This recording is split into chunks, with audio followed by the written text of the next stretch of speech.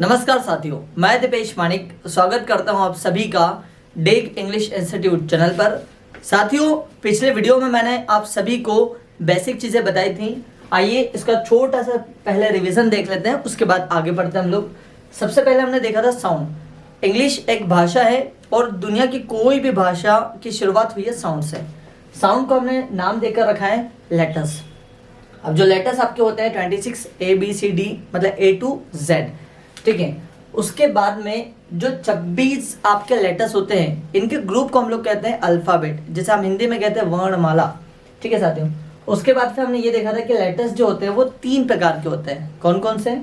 Vowels, जिसे हिंदी में हम कहते हैं स्वर। दूसरा होता है आपका कॉन्सोनेंट्स, जिसे हिंदी में कहते हैं व्यंजन। तीसरा होता है आपका सेमी वोवेल्स, जिसे हम हिंदी में कहते हैं अर्ध स्वर। स्वर की अगर हम बात करें, वोवेल्स की अगर हम बात करें तो ये होते हैं 5, AEIOU। कॉन्सोनेंट्स की बात करें तो ये होता है आपके 21, ठीक है। और ये कौन कौन से होते हैं? इन 5 को छोड़कर जो भी बचते हैं ये सारे कहलाते हैं आपके व्यंजन। और दूसरा आपने देखा था कि जो सेमी वोवेल्स होते हैं, मतलब जो व्यंजन का काम भी करें और अर्ध स्वर का काम भी करें, तो वो होते हैं आपके W और Y। फिर हमने ये देखा था W और Y यदि शब्द में सबसे पहले आए तो ये व्यंजन की तरह यूज होते हैं। कैसे? जैसे यहाँ पर ये लिखा है W। W जब आगे आएगा तो इसका उच्चारण रहेगा व। कैसे? जैसे वेल्थ, इसको हम लोग क्या पढ़ेंगे? वेल्थ, ठीक है। ये देखिए व आया। वार्म, वार्म, वे, वेल, वॉक, ठीक है। आप नोटिस करें हर जगह व और व है। क्यों? क्योंकि जब W अगर आगे आएगा तो इसका उच्चारण होगा व। फिर बात करें Y की, अगर Y सबसे पहले आएगा शब्द में तो इसका उच्चारण होगा य। कैसे? You, yes, yellow, young. ये देखिए साथियों। आइए फिर अब ये देखते हैं कि यही W और Y अर्ध स्वर की तरह काम कैसे करते हैं। W और Y यदि किसी शब्द के बीच में या अंत में आए, बीच में आए या अंत में आए, तो ये अर्ध स्वर की तरह यूज होते हैं। कैसे? फिर W का उच्चारण हो जाएगा उ या ओ। कैसे? अलाउ, अलाउ, ठीक है। काउ, विंडो, डाउन, देखिए allow, allow, allow, cow, window, window, o, window, down, flow, o, flow, then follow, o, now, now, ठीक है। फिर बात करें अगर Y की, तो Y अगर पीछे आएगा तो इसका उच्चारण रहेगा E या फिर A, E या फिर A। कैसे? एंग्री, एंग्री, एंग्री, देखिए देखिए साउंड आ रहा पीछे E का। Angry, E। Study, study, E। Sky, sky, करी, करी, ई, करी। प्ले, ए, किसका साउंड आ रहा है? ए का। प्ले, ए। देन डिले, डिले, ए। ऐसे, ए, किसका साउंड आया यहाँ पर? ए का। सो आपने देखा कि Y यदि पीछे आएगा तो या तो ये ई का उच्चारण देता है या फिर Y का उच्चारण देता है। सो यहां तक हमने देखा था। आइए अब इसके आगे से देखते हैं हम लोग। साथियों, इंग्लिश की सबसे छोटी इकाई होती है आपकी लेटर्स, ठीक है। अब ये लेटर्स मिलकर ही बनाते हैं आपके वर्ड्स, बोले तो शब्द। लेटर्स मेक वर्ड्स, ठीक है। लेटर्स क्या बनाते हैं? आपके वर्ड्स। लेटर्स को यदि हम हिंदी में कहें तो इसको कहते हैं हम लोग अक्षर, और वर्ड्स की अगर हम बात करें तो इसे हम हिंदी में कहते हैं शब्द। लेटर्स क्या बनाते हैं साथियों? आपके शब्द। आइए देखते हैं कैसे। जैसे मैं यहाँ पर कुछ लेटर्स लिखता हूँ, COW। अगर आप इसको एक साथ रखेंगे तो ये बन जाएगा आपका काऊ। क्या बन जाएगा? काऊ। फिर नेक्स्ट PLAY,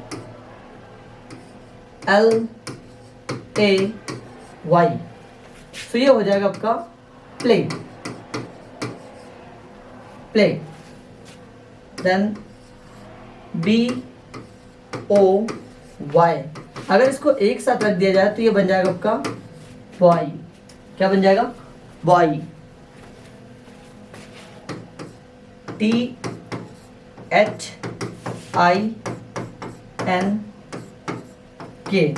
अगर इसको एक साथ रख दिया जाए तो ये बन जाएगा आपका थिंक। क्या हो जाएगा? थिंक। सो साथियों, लेटर्स के ग्रुप को हम लोग कहते हैं वर्ड्स। क्या बोलते हैं? वर्ड्स।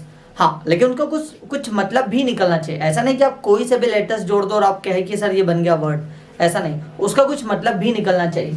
जैसे हमने यहाँ पर लेटर्स लिखे हैं COW, काऊ, तो अब काऊ का मतलब होता है गाय, सभी को पता है। PLAY, play. प्ले मतलब होता है खेलना। BOY, boy. अब साथियों, इन सभी का कुछ ना कुछ अपने आप में मतलब है।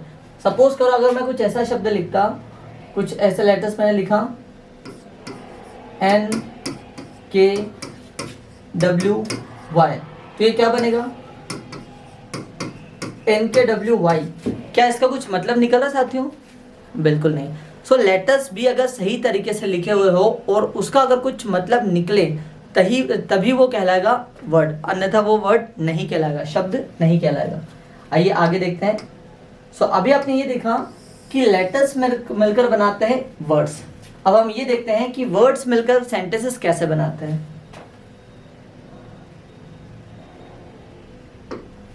चलिए, वर्ड्स मिलकर बनाते हैं, words make sentences. Words make sentences. शब्द आपके बनाते हैं वाक्य। शब्द आपके क्या बनाते हैं? वाक्य। आइए देखते हैं कैसे।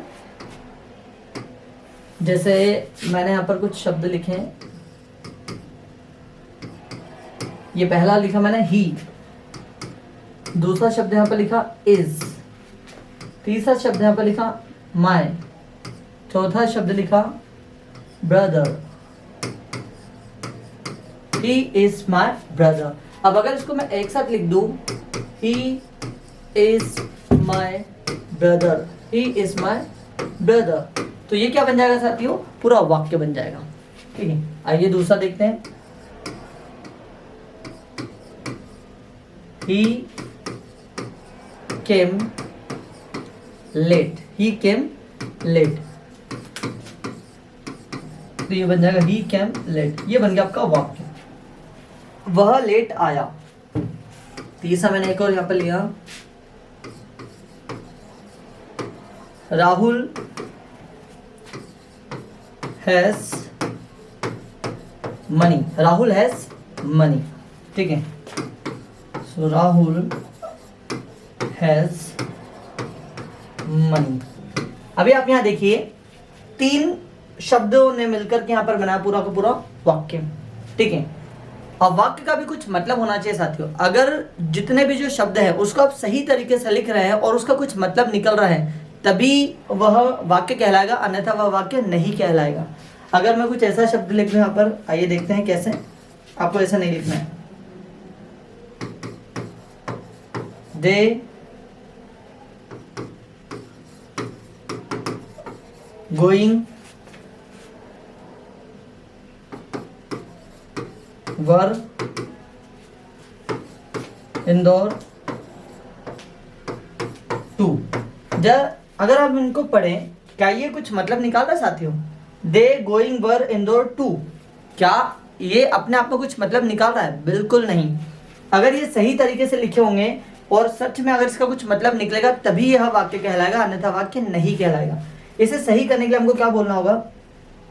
दे वर गोइंग टू इंदौर, तब ये सही वाक्य बनेगा। आप इसको एक और तरीके से बना सकते हैं, वर दे गोइंग टू इंदौर, वो फिर क्वेश्चन हो जाएगा।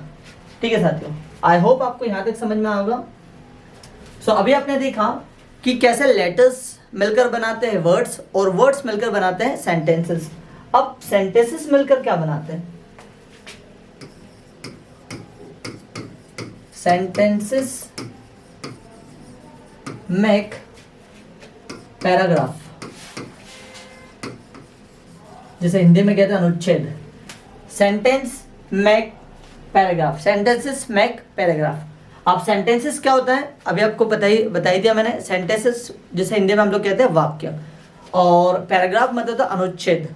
ठीक है, आइए देखते हैं कैसे। एक सेंटेंस मैंने यहाँ पर लिखा, सपना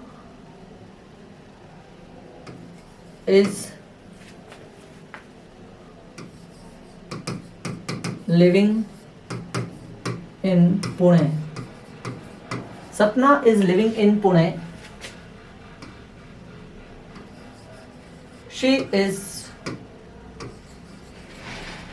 doing job over there. She is doing job.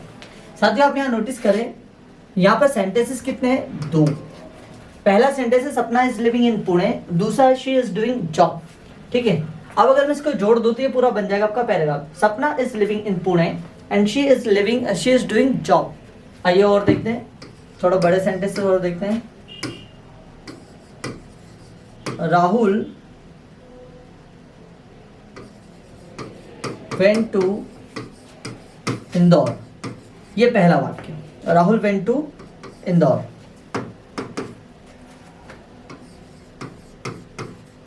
Because he had some work over there. He had some work over there.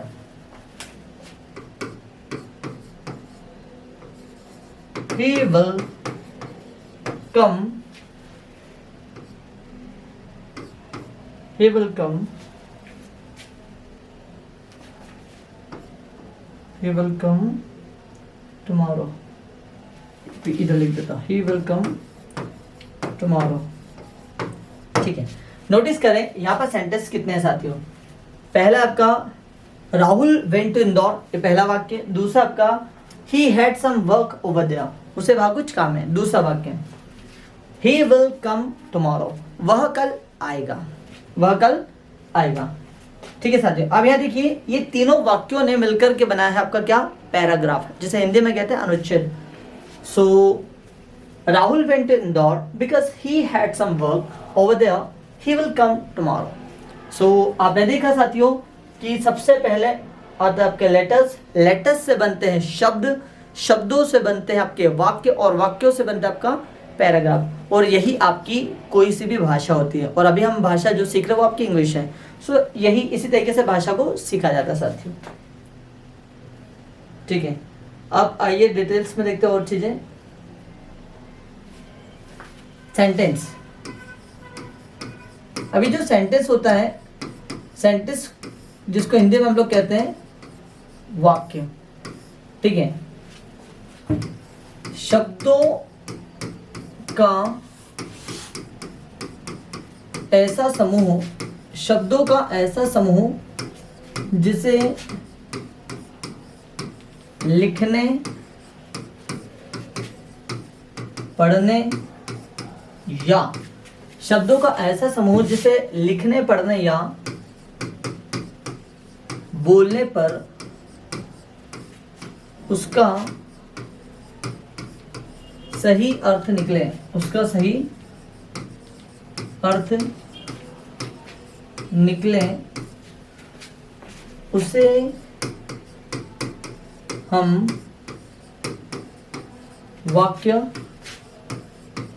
कहते हैं, उसे हम वाक्य कहते हैं। अब जो सेंटेंस होता है, सेंटेंस बनता कैसे है? सेंटेंस साथियों 3 चीजों का कॉम्बिनेशन होता है सेंटेंस। कौन कौन से? सबसे पहले सेंटेंस बनाने के लिए आपको चाहिए होता है आपको सब्जेक्ट, और जो सब्जेक्ट होता है, सब्जेक्ट बनने का काम 2 ही चीजें करती है साथियों। एक तो या तो नाउन करता है या फिर आपका प्रोनाउन करता है। ये 2 ही चीजें ऐसी होती हैं, ये 2 ही शब्द ऐसे होते हैं जो सब्जेक्ट बनने का काम करते हैं। तो सब्जेक्ट जिसे हम हिंदी में कहते हैं कर्ता, सब्जेक्ट जिसे हिंदी में हम कहते हैं कर्ता, इसको एक और तरीके से आप बोल सकते हैं डूअर, ठीक है। दूसरा आता है आपका वर्ब, दूसरी आती है आपकी वर्ब, जिसे हिंदी में हम कहते हैं क्रिया, ठीक है, जिसे हिंदी में हम लोग कहते हैं क्रिया। आगे हम लोग देखेंगे कि सब्जेक्ट कितने प्रकार के होते हैं, वर्ब कितने प्रकार की होती हैं, ठीक है। और तीसरा आता है आपका ऑब्जेक्ट, जिसे हिंदी में हम लोग कहते हैं कर्म। क्या कहते हैं? कर्म। सब्जेक्ट मतलब कर्ता, वर्ब मतलब क्रिया, ऑब्जेक्ट मतलब कर्म। तो किसी भी सेंटेंस को पूरा करने के लिए कोई भी सेंटेंस तभी कहलाएगा जब इसमें तीन चीजों का कॉम्बिनेशन होगा, सब्जेक्ट, वर्ब और ऑब्जेक्ट, ठीक है साथियों। तो सब्जेक्ट कौन होता है और वर्ब क्या होती है, ऑब्जेक्ट क्या होता है, इसको हम लोग देखते हैं आगे। आइए डिटेल्स में देखते हैं। सबसे पहले देखते हैं हम लोग सब्जेक्ट को। सब्जेक्ट का मतलब होता है कर्ता, इसको एक और तरीके से आप बोल सकते हैं डूअर, करने वाला, करने वाला। सब्जेक्ट कौन? किसी काम को करने वाला, किसी काम को करने वाला कर्ता कहलाता है, फिर सब्जेक्ट कहलाता है। कर्ता कहलाता है, किसी काम को करने वाला क्या कहलाता है? कर्ता कहलाता है, ठीक है। आगे देखते हैं। अब सब्जेक्ट जो होते हैं, सब्जेक्ट साथियों होंगे आपके दो प्रकार के, सब्जेक्ट आपके होंगे दो प्रकार के। कौन कौन से? सिंगुलर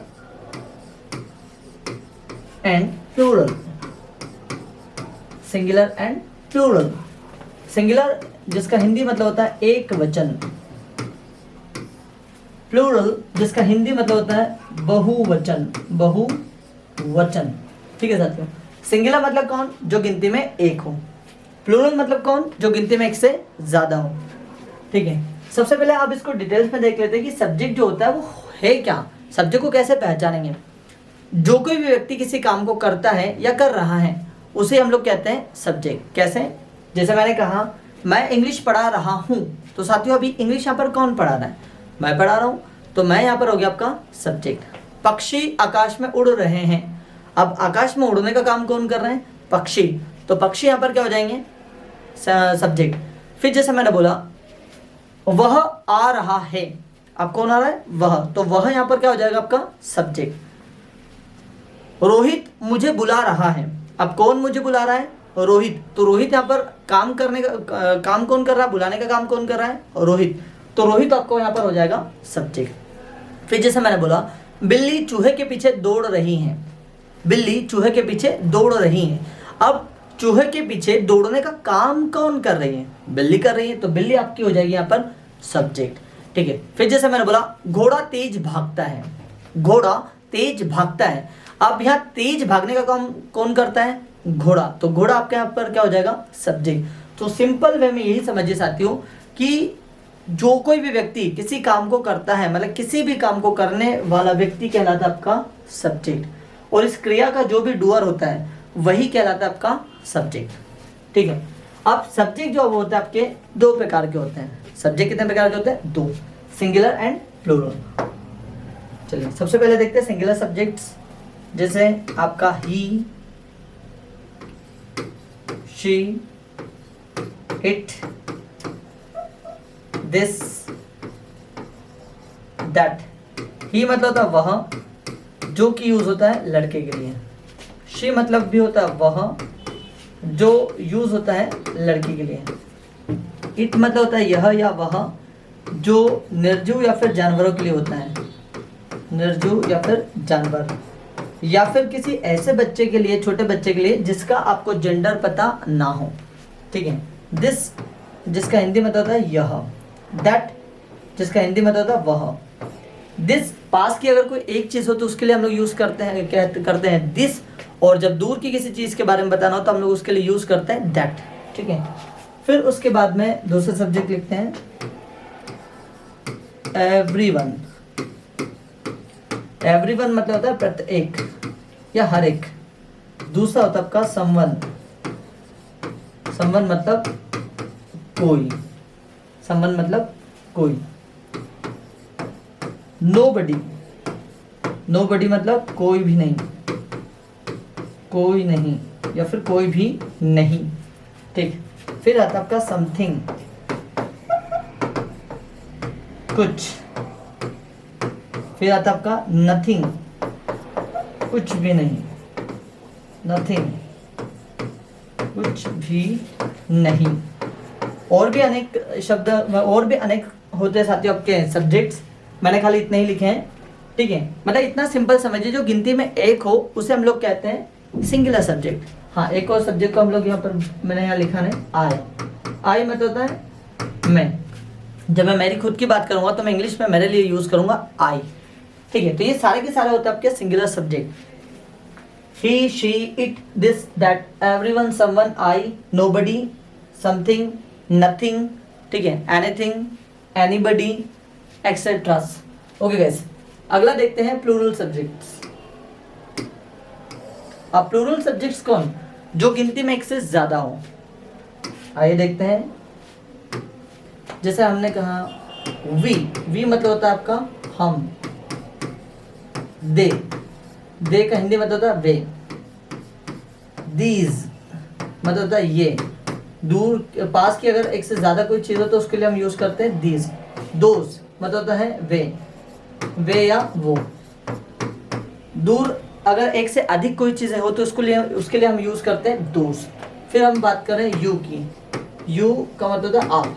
साथ ही एक और बात, यू जो होता है आपका सिंगुलर भी होता है प्लूरल भी होता है, सिंगुलर भी होता है प्लूरल भी होता है, लेकिन उसको हमेशा प्लूरल में ही रखा जाता है, ठीक है, क्योंकि यू एक के लिए भी यूज होता है और एक से ज्यादा के लिए भी यूज होता है, ठीक है। नेक्स्ट जैसे मैंने बोला राहुल एंड रोहित, राहुल एंड रोहित, ठीक है। ये सारे के सारे कौन से हो गए आपके प्लूरल सब्जेक्ट्स, ठीक है। तो आपने अभी देखा कि सब्जेक्ट दो कैटेगरी में बटा हुआ है, singular and plural, singular and plural, ठीक है साथी। आइए आप देखते हैं वर्ब को। दूसरा है हमारा वर्ब। वर्ब मतलब होता है क्रिया, वर्ब मतलब होती है क्रिया। कर्ता जो काम करता है उसे, कर्ता जो काम करता है उसे हम वर्ब कहते हैं, ठीक है। कर्ता जो काम करता है उसे हम वर्ब कहते हैं। अब वर्ब जो होती है, वर्ब सिंपल साथियों दो कैटेगरी में बटी हुई है। ऐसे तो वर्ब के कई प्रकार हैं, लेकिन मेनली अभी हम लोग खाली स्पीकिंग को ध्यान में रखते हुए सिर्फ दो ही चीजें देखेंगे, helping verb and main verb. Helping verb और दूसरा होता आपका मेन वर्ब, मेन वर्ब, ठीक। हेल्पिंग, अब इसके नाम से ही इसके बारे में पता चल रहा है, सहायक क्रिया, सहायता करने वाली क्रिया, ठीक है, सहायक। और मेन मतलब था मुख्य, ठीक है, सहायक क्रिया और मुख्य क्रिया। अब हेल्पिंग वर्ब कौन होती है? ऐसी वर्ब्स जो वाक्य को बनाने में मदद करें, और जब ये वाक्य में होती हैं तो कहीं ना कहीं से टेंस के बारे में बताती है कि काम प्रेजेंट में हो रहा है, पास्ट में हो रहा है, फ्यूचर में हो रहा है, ठीक है, ये टेंस को बताती हैं। हेल्पिंग वर्ब आपकी कौन कौन सी, आइए देखते हैं। जैसे इज, एम, आर, was, वर। हाँ, एक और चीज साथियों, ये इज, एम, आर, was, वर, इन्हें हम लोग लिंकिंग वर्ब भी कहते हैं। ये मेन वर्ब की तरह भी काम करती है। वो जब अगर हम लोग ग्रामर सीखेंगे उसमें मैं आपको पूरा डिटेल में बताऊंगा। अभी खाली आप ऊपर ऊपर देखिएगा सारी चीजों को। Is, am, are, was, were, will, shall, may, might, do, does, etc. और भी होती है, मैंने खाली इतना ही लिखा। is, am, are, was, were, will, shall, may, might, do, does, did, etc. ये होती है आपकी हेल्पिंग वर्ब। बात करें मेन वर्ब की, मेन वर्ब कौन? जिससे एक्शन के बारे में पता चले, जैसा उठना, बैठना, खाना, पीना, सोना, जागना, मरना, कटना, लड़ना, इस तरीके से। मैंने यहाँ पर जैसे एक वर्ब लिखी, स्पीक। स्पीक मतलब होता है बोलना। टीच। टीच मतलब होता है पढ़ाना। गो मतलब होता है जाना। वेट होता है इंतजार करना। इंतजार करना, ठीक है। तो ये सारे के सारे कहलाते हैं आपकी मैन वर्ब। सो अभी आपने देखा कि वर्ब, जिसको हिंदी में हम लोग कहते हैं क्रिया, कर्ता जो भी काम करता है उसे ही हम लोग कहते हैं वर्ब। आइए इसको और डिटेल में समझते हैं। जैसे मैंने बोला मैं इंग्लिश पढ़ाता हूँ।